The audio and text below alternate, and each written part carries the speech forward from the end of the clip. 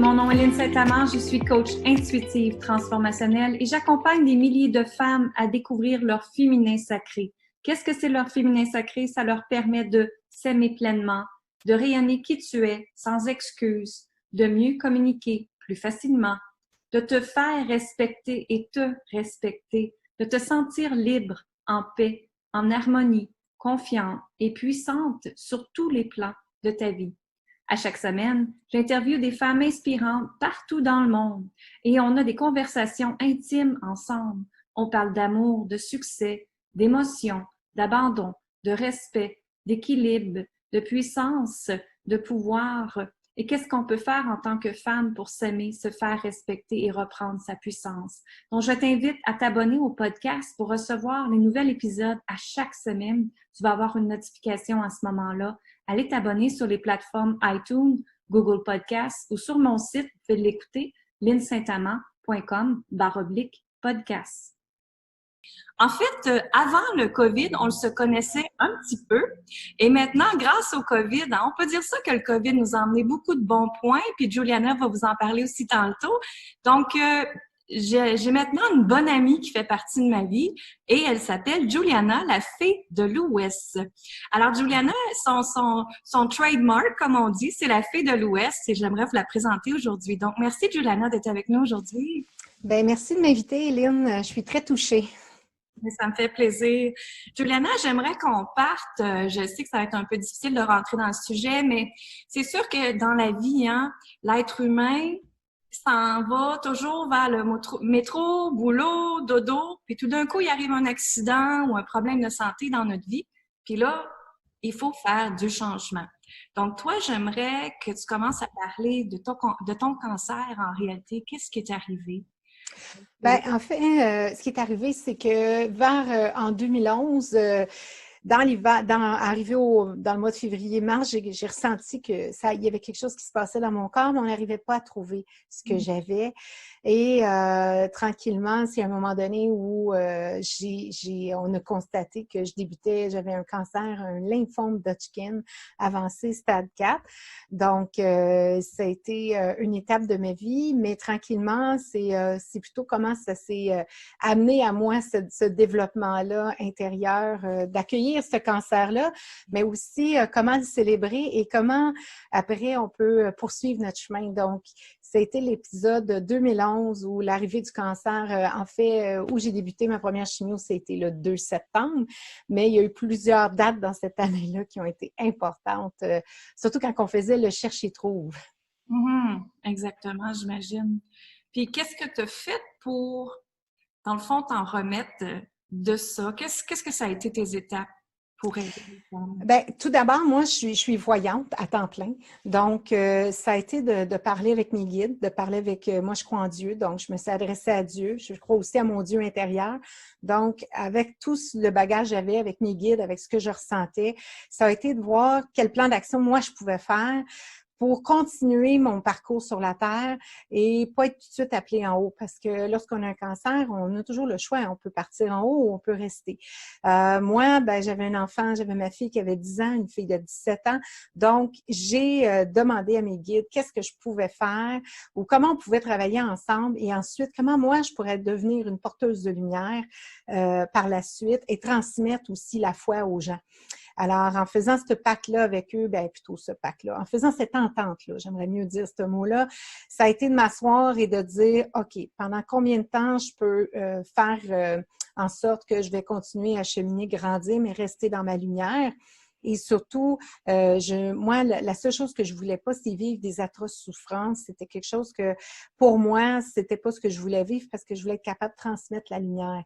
Donc, fait que j'ai fait une entente. Fait que pendant une année, je n'ai pas touché ma boule de cristal pour être capable de travailler avec eux sur un autre plan et être capable de ne pas me faire, de pas être en train de sauver des gens, mais plutôt en train de me sauver moi proprement. Oui, exactement. Et les recherches ont démontré que le cancer, c'est souvent parce qu'on a une émotion qui n'a pas passé, parce qu'on est la mère Teresa, parce que les femmes, on est beaucoup là-dedans, vouloir aider, vouloir sauver. Et quand tu regardes ta vie passée avant le cancer, est-ce que c'était ça qui était là plus pour toi?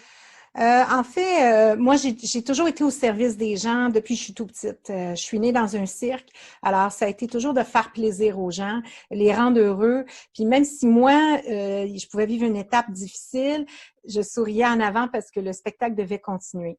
Donc, c'est ce que j'ai été formée, c'est ce que je porte dans mon ADN et je pense que tu le découvres à chaque fois, de comment des fois je me relève puis que je repars, même si en dedans de moi, je peux avoir une blessure. Je sais exactement à quelle date le cancer s'est installé dans moi, qui s'est développé, l'élément déclencheur, je sais exactement ce qui est arrivé. Je l'ai accueilli. J'ai accueilli ça parce que, encore une fois, c'est en fait, moi, ce que j'arrivais pas à faire, c'est mettre des limites dans ma vie. Et est-ce qu'après une chimio, on a conscience de ça autant? Moi, je te dirais, Lynn, l'humain est bête, l'humain est idiot. Alors, l'humain, pour passer ça, doit vraiment à tous les jours mettre en pratique des exercices. Fait que même si, oui, j'ai vécu une étape très, très difficile, je suis quand même toujours dans le don de soi. Toutefois, avec une conscience, et aussi en mettant un peu plus de limites. Mais si tu me demandes, Juliana, quand tu es sortie du cancer, comment tu as réagi? Moi, j'avais tout à rebâtir, hein. J'avais tout. J'étais maman monoparentale. Je vivais loin de tout le monde et j'avais une entreprise en voyance. Donc, il fallait que moi, je reparte à zéro encore une fois et à remonter toute ma clientèle et développer. Oui, il y a un côté où des fois, j'ai peut-être excédé dans les heures et moindrement, quand j'excède, ben, il y a quelque chose physiquement qui se passe qui fait OK, assis-toi puis relaxe-toi. Mais ce que j'ai retenu, c'est l'expérience extraordinaire que j'ai vécue en faisant ma chimio, le plaisir que j'ai eu, la célébration qu'on a fait. Puis des fois, ça choque les gens quand je dis, ben non, nous, on fêtait la chimio, on la célébrait. C'est ce que j'ai fait. Comment tu l'as fait pour aider justement les femmes qui sont après vivre de la chimio maintenant? Ben, en fait, moi, j'avais une amie extraordinaire, elle est encore mon amie, qui, elle, traversait un divorce épouvantable. Et on s'est retrouvés toutes les deux. Moi, j'étais là pour elle. Puis à un moment donné, je dis, ben là, je pense qu'on a besoin de s'unir ensemble. Alors, pendant 6 mois de temps, j'ai cohabité avec elle dans sa maison. Pas tout le temps, mais un week-end sur deux, je venais pendant 5 jours chez elle. Pour le temps que je faisais ma chimio, je passais le week-end, 2, 3 jours, et après, je retournais. Et c'était par les femmes, en fait, hein, parce que j'ai eu des femmes extraordinaires dans mon chemin. Mais ce qui est important, c'est que quand j'allais à l'hôpital pour ma chimio, je mettais toujours ma belle petite robe, puis j'exigeais, s'il y avait quelqu'un d'autre que mon ami qui m'accompagne, qu'elle soit habillée. Et là, le Simon me disait, ben non, mais mets-toi en jogging. Non, non, non, non. Moi, j'allais recevoir la vie en moi. C'était hors de question que j'étais pour arriver à l'hôpital, tout croche, les cheveux sales parce que j'étais malade. Non. J'arrivais, je mettais ma petite robe, je m'arrangeais, je me maquillais et j'allais accueillir cette chimio-là. Et j'avais développé un système avec des cartes d'anges et chaque poche de chimio était jumelée avec des anges et on disait la prière reliée avec la poche. Et moi, je demandais que les gens qui me touchent soient des gens qui avaient la foi. Donc, si l'infirmière, le préposé, peu importe qui venait vers moi, la première question qui se faisait poser, je disais, as-tu la foi? Si tu n'as pas la foi, c'est pas la bonne foi, viens pas chez nous, moi j'ai besoin de ça. Ça, c'était super important. Et aussi, on faisait, vu que j'étais insomnie, la nuit avant d'aller à la chimio, je dormais pas. Alors, je fabriquais environ 150 biscuits de guérison à toutes les fois. Donc, j'obligeais ma chum à aller passer les biscuits de guérison parce que moi, je recevais les poches de chimio. Et nous, on célébrait là-bas à l'hôpital. On a célébré, c'était la fête. J'arrivais, moi, j'avais le service VIP. Mon rendez-vous était à telle heure. J'ai toujours passé à l'heure précise. Je jasais avec tout le monde. Puis là, mon ami me disait, oui, mais t'es bien malade. J'écoute-moi bien. Je sais que je suis malade, mais moi, c'est pas vrai que je vais aller à l'hôpital en malade. Je vais y aller comme moi je suis normalement. Et ça m'a valu même une évaluation avec la psychologue de l'hôpital parce que moi, je disais que je n'étais pas malade, je venais évaluer la qualité des services. Et tellement que j'étais convaincante qu'à la fin de ma chimio, ma meilleure amie a reçu un appel de l'hôpital pour savoir si c'était disponible pour offrir ses services comme infirmière. Et nous, on a ri parce que j'ai dit au médecin, voyons, c'est la pire infirmière que tu peux avoir. En sortant de l'hôpital, on faisait un shooter, on allait chez eux, on faisait le party, on buvait.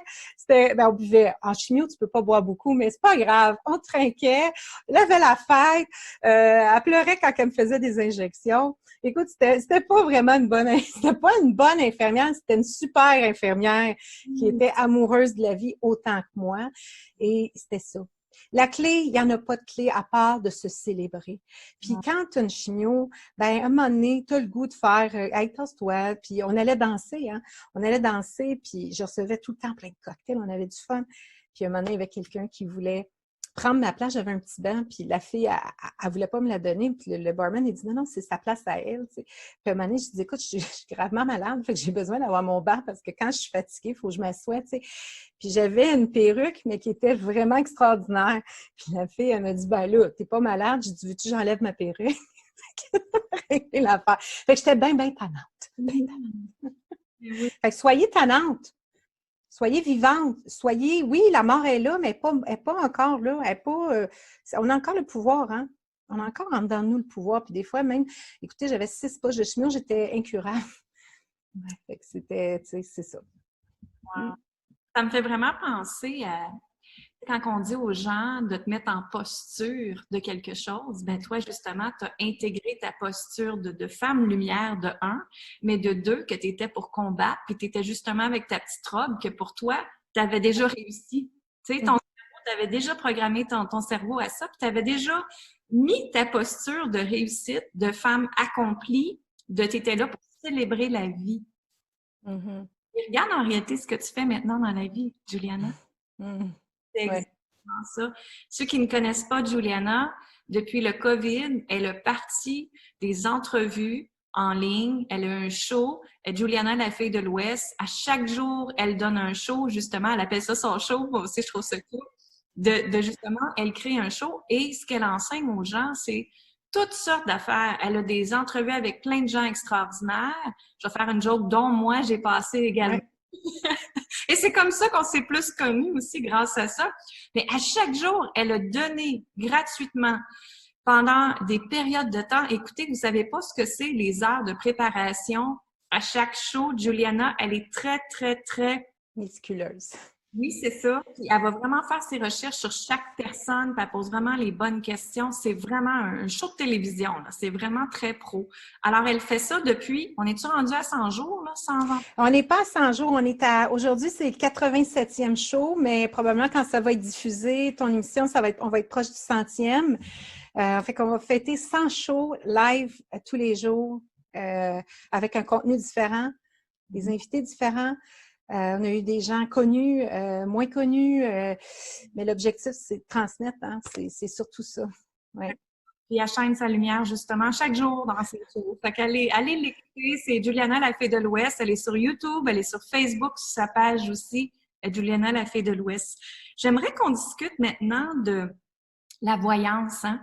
Comment de personnes, comment de femmes en réalité qui sont vraiment connectées à leur intuition, mais qui la mettent un petit peu de côté de temps en temps.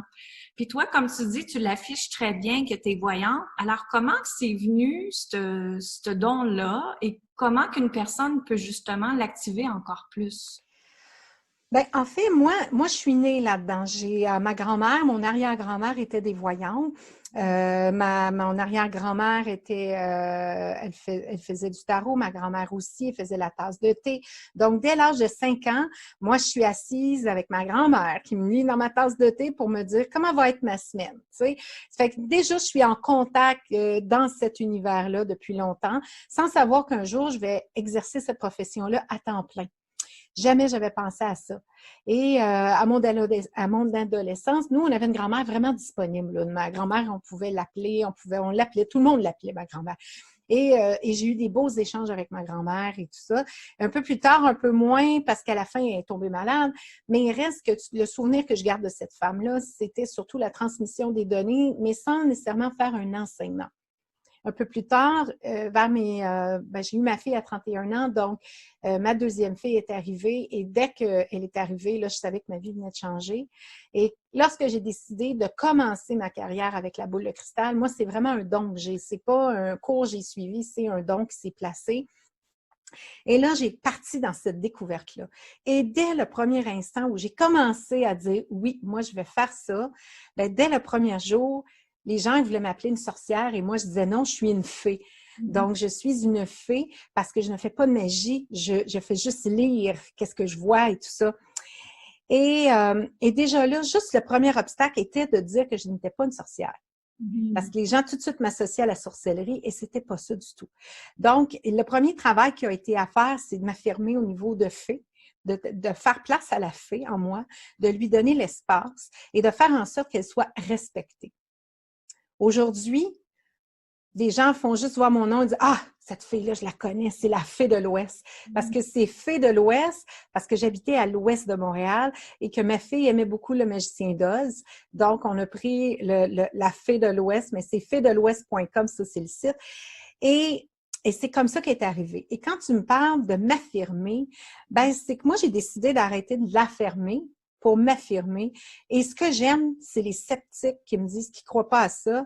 Puis surtout, si ce sont des professionnels, moi, j'ai une phrase extraordinaire que je leur dis. Quand ils me disent « Ah, moi, je ne crois pas à ça », puis mettons qu'ils sont, je ne sais pas moi, courtiers en financement ou en hypothécaire, ben moi, je leur dis la même affaire. « Ah, ben moi non plus, je ne crois pas du tout dans tes talents. » Tu dois pas.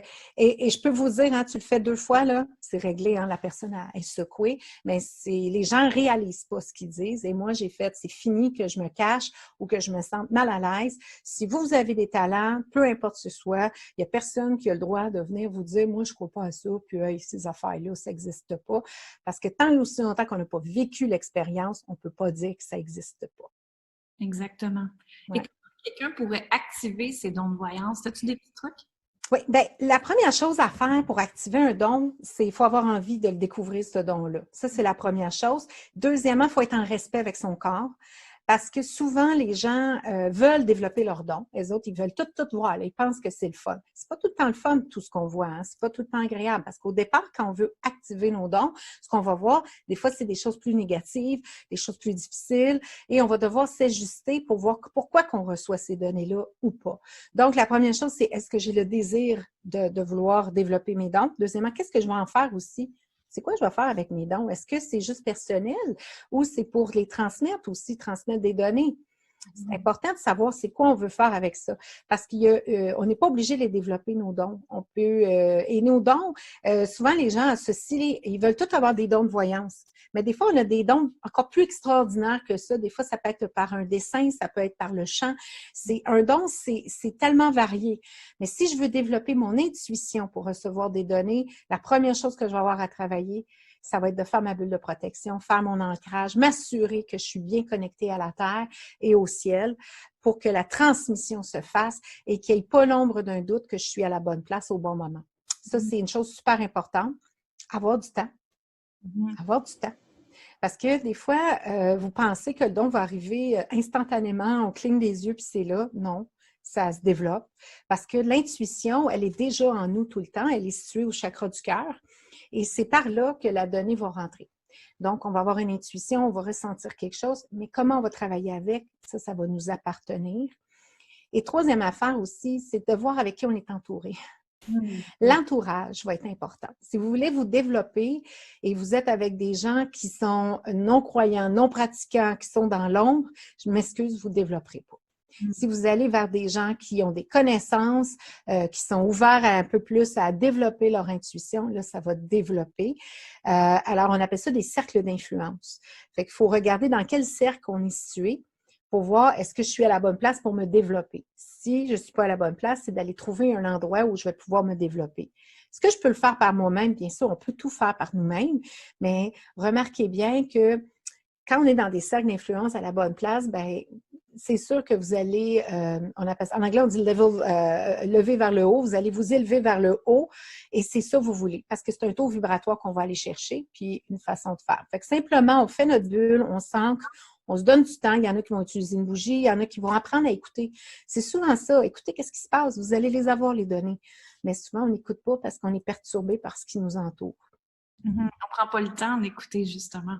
C'est ça. Ah, ben, c'est parce qu'on veut, c'est un peu comme, moi, Lynn, si j'avais un magasin de dons, je suis multimillionnaire demain matin.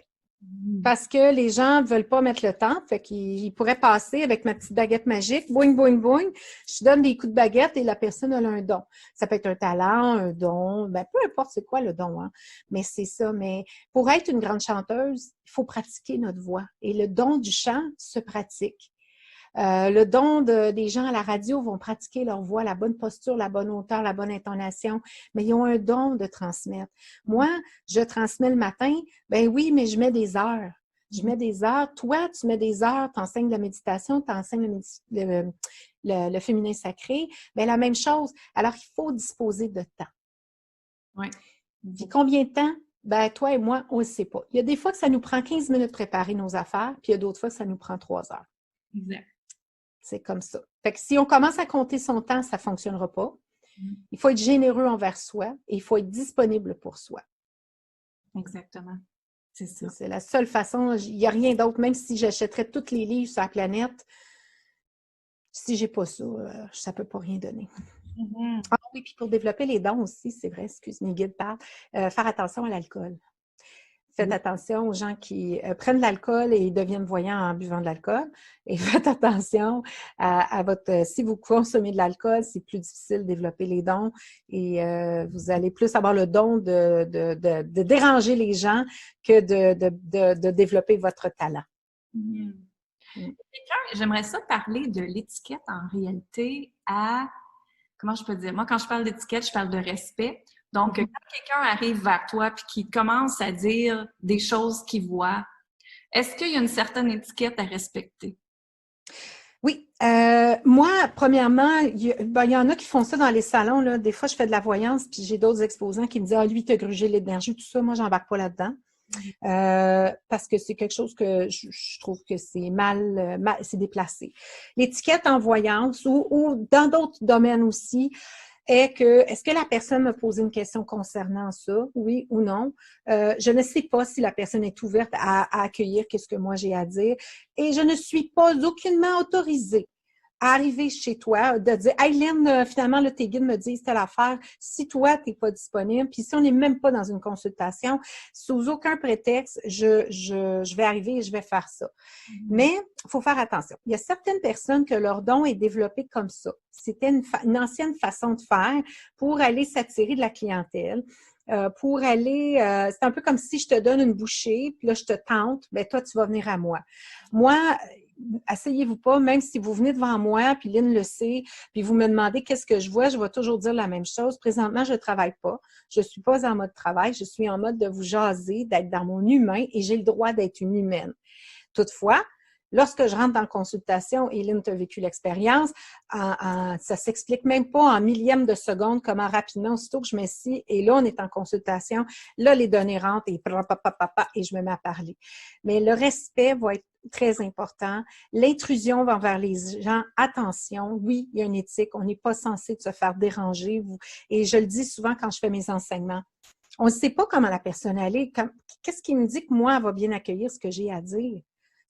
On n'a aucune idée. Donc, il faut faire attention comment on va transmettre les données et de voir est-ce que la personne est disposée à accueillir les données aussi. Ce n'est pas un show. Ce n'est pas un spectacle qu'on fait. C'est une mission de vie. Oui, exactement. C'est pour ça que je tenais à en parler parce que j'entends beaucoup de gens qui arrivent à des personnes puis qui bousculent justement des informations sur eux alors qu'ils ne sont pas du tout prêts à les recevoir. Moi, j'en connais plusieurs et c'est pour ça que je voulais t'en parler aujourd'hui. Juste remettre ça au point. Ben, écoute, c'est une façon de faire de la business. Les autres, pour eux, c'est comme ça. Puis moi, non, moi, au contraire, très souvent, je dis même pas ce que je fais. Là, c'est ça, je fais du réseautage dans mon réseautage, mais souvent, si je suis invitée dans un événement, honnêtement, Lynn, je dis rien. Et là, j'attends que les gens me demandent qu'est-ce que je fais. Et des fois, les gens vont me parler longtemps, longtemps, longtemps. Je dirai même pas ce que je fais. Je dis rien. Tant qu'on me demande pas qui je suis, qu'est-ce que je fais, je dis rien. Mais quand ils me le demandent, oh my God. C'est bon. Là, je leur dis, moi, je suis une entrepreneur et puis je fais de la voyance à temps plein. Et là, ils font, hop là, t'as deux affaires, soit qu'ils sauvent ou soit qu'ils viennent se coller un peu plus. Mais je mets le mot entrepreneur, ce qui fait que ça fait une ligne aussi. Ça fait pas juste, je suis une voyante. Non, non. Je suis un entrepreneur, j'enseigne, je transmets, puis c'est ça. Je donne des outils pour avancer. Ben, c'est ça qu'il faut. Puis est-ce que tu crois que, et ça c'est une grosse fausse croyance que j'entends beaucoup dans le monde de la spiritualité, est-ce que tu crois que parce qu'on est spirituel, on a le droit d'avoir de l'argent nous aussi? Ben, tout à fait. C'est une fausse croyance, en fait, qu'il y avait dans le temps où, parce que tu avais un don, tu devais donner du temps aux gens. Mais ça, c'était à l'époque. Faut pas oublier qu'on était à l'époque où tout était caché. Puis, les voyantes, les gens allaient les consulter en cachette. Donc, souvent, les maris ou les situations familiales n'avaient pas nécessairement l'argent pour pouvoir s'offrir une consultation. Donc, la voyante disait, ben, donne-moi ce que tu as. Fait que c'était plus un échange. Mais, tu sais, je l'ai déjà dit même à la télé, il y en a qui ont des dons d'études, il y en a qui sont médecins, il y en a qui ont des doctorats, il y en a qui ont le don du chant. Pourquoi eux peuvent arriver à exiger un cachet et moi, je ne peux pas? Ça n'a juste pas de bon sens. Moi, j'ai ce talent-là. Puis très souvent, j'ai des gens qui viennent me voir et me disent, mon Dieu, Juliana, tu m'as mis en lumière, ça fait 10 ans que je comprenais pas. Puis là, en 5 minutes, tu m'as dit tout ça, wow! Et je viens de régler quelque chose parce que j'ai sorti le point où j'ai juste dit qu'est-ce que moi, les guides me disaient et ça a réglé la situation. Donc oui, moi, j'ai le droit d'être payée, je paye des taxes comme tout le monde. C'est un service et il faut arrêter d'être gêné ou être mal à l'aise quand les gens disent « Ouais, mais tu n'as pas le droit de chercher. » Moi, je m'excuse, il n'y a pas aucun endroit que c'est écrit qu'on n'a pas le droit de facturer si on a un don. Puis même, tu sais, il y en a qui facturent, oui, beaucoup. Il y en a qui facturent moins, ça leur appartient. Moi, je pense que de mettre un prix, c'est de se respecter aussi. Sinon, il y aurait des line-up, puis le monde, ils prennent tout, puis après, ils nous donnent rien. C'est surtout ça. Puis quand les gens payent, ils font le geste de payer, ils ont plus d'écoute. Que ce soit 5 que ce soit 100 les gens vont avoir plus d'écoute, ils ont payé. Il y a un investissement qui est en arrière, puis ils vont écouter. Exactement. Oui. Mais si vous allez consulter, peu importe, un thérapeute, un hypnologue, ils vont être payés, ils vont vous charger. Il n'y a aucune place que vous allez aller qui n'aura pas de frais. Donc, c'est une fausse, c'est un concept qui est dépassé que de tout donner. Tu sais, je peux avoir un bel échange, jaser, il n'y a pas de problème. Mais je ne suis pas là pour. Si je veux faire du bénévolat, là, j'en fais déjà. J'ai choisi une cause. Mais si je veux, ça c'est mon travail, ben non, faut apprendre à facturer, mais c'est beaucoup de l'époque du fait qu'on c'était par en arrière, c'était caché. Il ne fallait pas le dire. Oui, exactement, c'est ça. Puis moi aussi, c'est ça, j'enseigne aux femmes de reprendre leur valeur, leur vérité dans leur vie, puis il faut que tu charges justement, parce que moi j'appelle ça la zone de génie. Ça, c'est ta zone de génie, puis c'est ce qui fait que tu peux bien gagner ta vie maintenant avec ça et tout. Fait que je trouve ça vraiment extraordinaire. Donc, mesdames, si vous êtes spirituelles, vous vous demandez si vous devez partir quelque chose ou si vous êtes déjà une coach, une consultante, une voyante, peu importe qu'est-ce que vous faites en chemin de spiritualité, vous pouvez charger aussi également. C'est ça qu'on veut vous parler aussi aujourd'hui. Et j'aimerais emmener la cause humanitaire qui est là parce que tu l'as très bien glissé. Vous savez que Juliana vient de vous parler du cancer. Juliana donne énormément à la Fondation du cancer. J'aimerais ça que tu en parles, Juliana. Comment t'en veux ça? En fait, moi, je suis impliquée avec la Fondation québécoise du cancer, qui, eux, offrent de l'hébergement partout au Québec. Donc, ils sont dans 5 villes. Donc, et eux, c'est des hôtels. Donc, vous avez le cancer, vous avez un traitement, vous êtes à distance. Eux ont des hôtels près des hôpitaux où ils vont donner les soins et on peut aller coucher là pour une fraction du prix afin de pouvoir, parce qu'on sait, lorsqu'on a le cancer, monétairement, on est beaucoup atteint. Alors, ça nous permet de coucher à peu de frais, d'éviter la route et de pouvoir recevoir les traitements dans un environnement qui est agréable aussi. Moi, j'ai approché la Fondation québécoise du cancer à l'automne 2019 pour leur proposer de leur offrir $1 par produit de la Fée de l'Ouest afin de les aider pour une campagne. Au départ, on a établi qu'ils désiraient avoir 120 oreillers pour leur nouvel hôtel à Lévis. Et moi, suite à une visite à Montréal et voyant l'état des oreillers, j'ai décidé de changer tous les oreillers dans toutes les hôtelleries. Donc, je me suis retrouvée avec une campagne de 500 oreillers pour la Fondation québécoise du cancer. Donc, chaque produit vendu, les gens, il y avait $1 qui était envoyé à la Fondation. Donc, rapidement, avant Noël, j'avais déjà accumulé les 120 oreillers. Donc, on a fait un don de 150 oreillers avant Noël. est arrivé après, la saison recommençait. Et lorsque la COVID est arrivée, j'étais rendue à mon objectif de 200 oreillers, mais loin de mes 500 oreillers. Donc, étant donné que c'est très important pour moi parce que les gens qui ont le cancer, on a besoin de confort, on a besoin de bien dormir. Et moi, je leur ai amené plein de points en disant, ben non, vous n'avez pas assez d'oreillers dans vos lits. Les gens, ils ont besoin d'être bien appuyés, la tête et tout ça. Alors, j'ai changé un peu la façon de voir les choses. Et imagine que ça fait 40 ans que la Fondation existe. Ça fait pas 1 an ou 2 ans. Donc, les oreillers étaient en attente, les oreillers étaient attendus, il fallait trouver l'argent. Donc, ce que j'ai fait au début de la COVID, en débutant l'émission, en fait, j'ai dit que 100% des profits de la vente de mes chèques d'abondance étaient pour être remis pour acheter des oreillers. Et à peine 2 mois plus tard, moins de 2 mois plus tard, j'étais rendue à 550 oreillers parce que j'ai eu des dons, des gens qui ont fait des dons directs. J'ai des gens qui ont acheté juste des oreillers. Il y en a qui ont acheté des chèques. Alors, on a vraiment eu un grand succès à poursuivre la campagne avec l'émission et en continuant cette mission-là. Mais je peux dire que c'est pas de tout repos parce qu'on vit beaucoup d'émotions quand on doit monter des choses comme ça et les gens me disaient toutes de ne pas faire ça. Même la Fondation m'a dit, Juliana, c'est la COVID, laisse faire, on n'a pas besoin. Je dis, ben non, ils en ont besoin, ils en ont besoin. Et on a reçu des photos d'ailleurs, combien les gens étaient heureux d'avoir les super oreillers magiques de la Fée de l'Ouest. C'est vraiment ouais. que je continue à faire. Fait que les gens peuvent se procurer le chèque d'abondance. Oui, comme ceux-là. Super. Sur la boutique, en fait, j'ai une boutique sur fedelouest.com. Ils peuvent aller les chercher. J'ai aussi la bougie pour faire les souhaits. Tout ça, c'est disponible en ligne où ils communiquent avec nous. Et la campagne est finie pour les oreillers, mais on a fait un fonds d'urgence, en fait. Fait que tout ce qui est les 500 oreillers sont livrés, mais il y a un fonds d'urgence qui est déjà en train de monter. Ils sont à 60 oreillers dedans. Fait que ça va être un fonds quand ils ont besoin, ils peuvent aller dedans avec l'argent et ils vont chercher les oreillers qui ont besoin. Ouais. C'est très politisé, hein? C'est très spécial, oui. Puis, j'aimerais emmener aussi pourquoi que tu as emmené le chèque d'abondance. On parle beaucoup de manifestations. Elle et moi, Juliana, on est l'expression anglaise, j'ai hardcore de manifestation, mais on croit vraiment au pouvoir de manifestation. D'ailleurs, on crée un atelier ensemble très prochainement, début juillet, si je me rappelle bien. Le 13 juillet, on est ensemble, on donne l'atelier, oui. Voilà. Alors, allez voir linsaintamant.com pour prendre votre billet, justement. On l'a fait sur Zoom. Donc, c'est un atelier de 3 heures qu'on va donner sur le pouvoir de l'attraction, de vraiment être capable de manifester tout ce que vous voulez. Donc, on vous invite à ça. Mais je t'invite à parler des chèques d'abondance. Qu'est-ce que c'est? En fait, juste pour revenir avec la Fondation, parce que je t'ai pas répondu comme faut, je me suis impliquée auprès de la Fondation parce que je travaille souvent avec une des personnes de la Fondation sur d'autres affaires.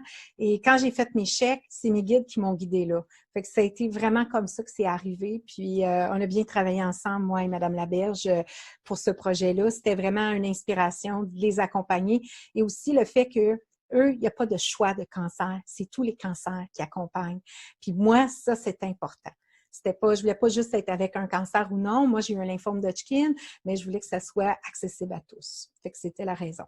Les chèques d'abondance. Moi, j'aime bien ça parce que j'ai reçu ça. C'est une dame qui était venue chez moi, qui m'avait amené ça.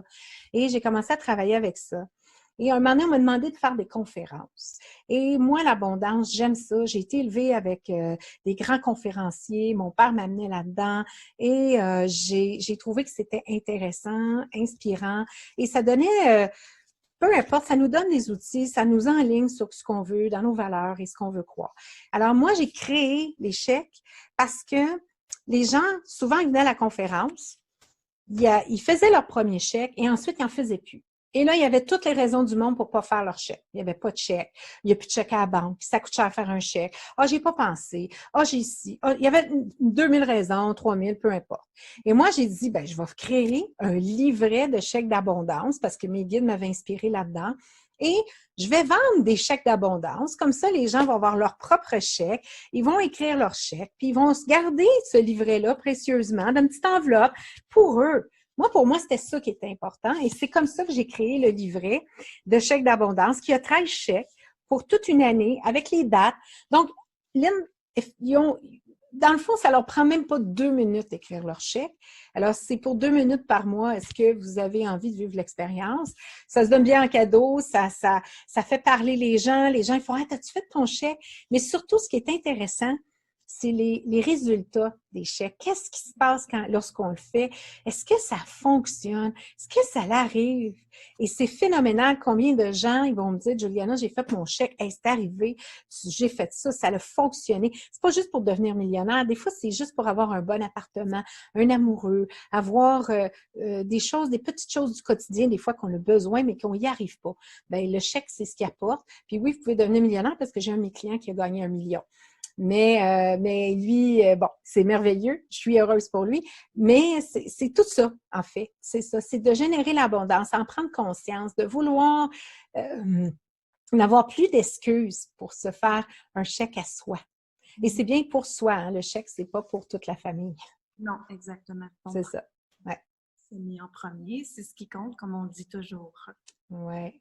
C'est un petit rendez-vous que les gens se donnent pour écrire leur chèque. Tranquillement, là, tu t'installes, tu écris ton chèque. Ça ne prend même pas 5 minutes. Puis après, ben, tu mets dans ta petite enveloppe, puis tu écris. Puis là, tu t'en vas, puis tu as le cœur léger parce que tu as fait ça. Puis dans ton mois, ben, à un moment donné, il se passe des manifestations extraordinaires, des rencontres, ma rencontre avec toi. Il y a plein de moments d'abondance, hein, parce que l'abondance, c'est pas juste monétaire. Puis c'est ça que ça fait. Et merci énormément, Juliana, d'être venue avec nous sur le podcast Femmes puissantes, Femmes inspirantes. J'espère que justement, tu as donné de l'inspiration aux femmes qui vivent des problèmes de santé, mais pas seulement ça, de se retourner de bord après une tempête. On est capable, mesdames, on franchit une étape à la fois et on va y arriver. C'est sûr que la persévérance doit être là, mais on doit s'écouter. Hein? Qu'est-ce que tu as d'autre à rajouter, Juliana? Bien, en fait, là, la foi, c'est la première chose qui est en vous au départ de votre conception. C'est la dernière chose qui va partir. Donc, prenez-en soin, connectez-vous à ça. Puis oui, des fois, il y a des journées, vous avez le droit de mettre le genou à terre, mais vous avez le droit de vous relever aussi. Puis, tout est possible. C'est pas juste pour les autres, c'est en nous. Donc, c'est aller retrouver cette foi-là, puis prenez le temps de vous donner du temps, puis développez votre intuition, puis entourez-vous de gens qui sont lumineux. Exactement. Des fois, ça vaut la peine de changer de cercle. C'est dur, mais ça vaut le coup. Merci encore, Lynn, de m'avoir accueillie chez toi dans ton beau podcast. C'est la première expérience que j'ai et c'était très agréable. Merci beaucoup. À toi. Où est-ce que les gens peuvent te rejoindre, Juliana? Les gens peuvent en fait, ils vont sur le site web feedelouest.com. Je dis bien feedelouest.com. Et j'ai aussi une page Facebook, Juliana la Fée de l'Ouest. Dès que vous tapez boule de cristal, Juliana, tout ça, je sors dans les premiers moteurs de recherche, donc je suis très facile à trouver. Vous allez voir tout, il y a plein de vidéos. Vous allez voir même, je vous invite à regarder l'entrevue avec Lynn qui était fort inspirante et surtout, il y a plein de contenu pour vous. Donc, je suis à un clic de vous rendre heureux et de vivre plein de belles expériences.